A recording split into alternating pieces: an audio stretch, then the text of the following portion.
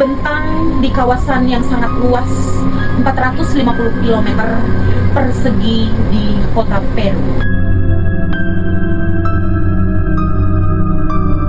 Assalamualaikum warahmatullahi wabarakatuh, Besti. Selamat malam. Dan untuk kali ini Kak bakalan ngebahas tentang naskalan atau garis naskah.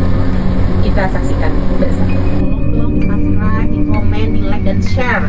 Aku udah menggila gini, Besti. Tolong ya, Besti. Masa dari kemarin followernya cuma 2 biji doang. Kasian banget gak sih, Besti? Aku udah ngoceh-ngoceh berhari-hari, ternyata tadi gak punya follower. Sedih banget. Gak apa-apa, karena target follower aku bakalan meledak di video ke 180. Ini adalah video keempat. Tahu nggak, Besti?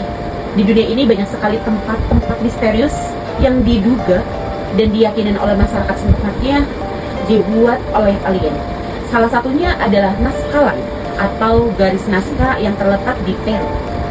Tepatnya ada di sebelah kota Nazca, sekitar 320 km sebelah tenggara kota Lima, ibu kota Peru.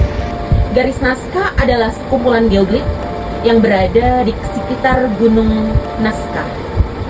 Pertama kali ditemukan pada tahun 1930 pada saat orang-orang Nazca sedang menyeberangi padang gunung Nazca dengan pesawat. Garis-garis tersebut terlalu sempurna, guys, untuk dibuat oleh tangan manusia. Sehingga garis naskah ini dipercaya oleh sebagian orang diduga adanya keterlibatan alien untuk pembuatannya. Namun para ahli juga percaya bahwa naskah lain dibuat oleh nenek moyang kita, di mana mereka tinggal di Nazca pada saat itu. Banyak orang yang lebih percaya bahwa naskah lain dibuat oleh orang ekstraterestrial atau makhluk lain yang mereka hidup di luar bumi ini, atau alien. Ada ditemukan lebih dari 800 garis lurus, 300 figur geometris, dan 70 gambar hewan dan tumbuhan. Sedangkan yang disebut biomorph, karya yang berbentuk makhluk hidup.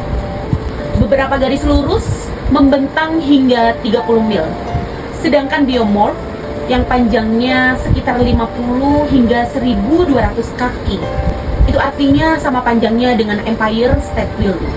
Garis-garis yang berjumlah ratusan itu kini dikenal sebagai Nazca Line Peru atau garis Nazca di Peru. Motif kuno raksasa yang paling terkenal di dunia sekaligus paling misterius. Garis-garis itu sangat terukur dan sangat geometris, yang artinya garis naskah ini dapat didefinisikan. Garis-garis ini bisa dilihat dari dalam ketinggian dengan menggunakan pesawat. Namun yang jadi pertanyaan, untuk apa garis-garis ini dibuat dan siapa yang membuatnya? Para ahli juga mengatakan bahwa garis naskah ini sudah dibuat 2000 tahun yang lalu atau 700 sebelum Masehi oleh penduduk peradaban Nazca kuno, di mana peradaban Nazca ini 200 tahun lebih tua daripada peradaban Inca.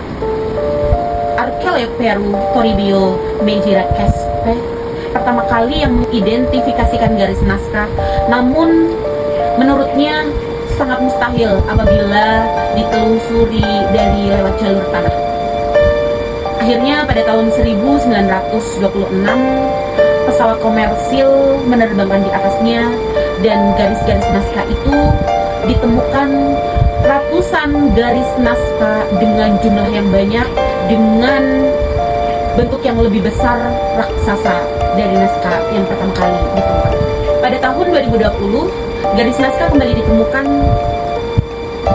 namun kali ini garis naskah tersebut berbentuk kucing. Di tahun 1994 garis naskah ditetapkan sebagai budaya kuno naskah oleh UNESCO. Garis naskah itu sampai saat ini masih belum terpecahkan.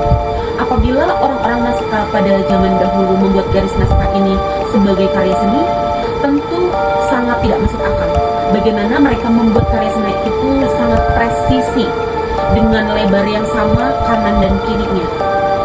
Mereka juga tidak bisa menikmati, guys, bagaimana untuk melihat hasil karya seni. Sedangkan gambar-gambar raksasa itu hanya bisa dilihat dari ketinggian. Atau bisa jadi garis naskah ini adalah bentuk komunikasi manusia pada tempo dulu untuk berkomunikasi dengan alien. Jadi walaupun orang Nazca kuno tidak bisa melihat apa yang mereka gambar, namun mereka bisa dilihat gambar-gambar mereka oleh alien dari jarak ketinggian. Atau ini disebut sebagai pesan untuk alien.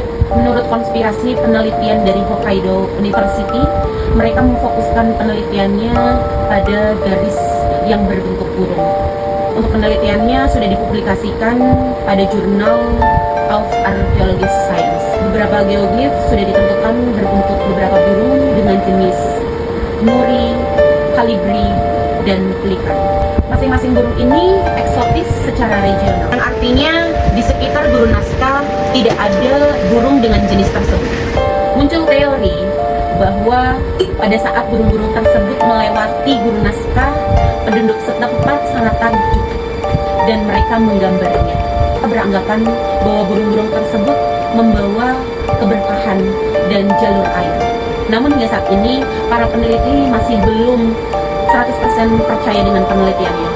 Sampai saat ini penelitian tersebut masih diyakini belum sepenuhnya tentang teori naskah lain. Mungkin cukup sekian pembahasan tentang naskah lain. Bila dari teman-teman ada yang lebih paham, lebih tahu informasi-informasi yang mungkin bisa menambahkan tentang naskah lain di atas, kalian bisa komentar dan melengkapinya di bawah ini.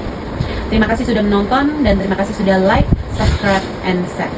Assalamualaikum warahmatullahi wabarakatuh.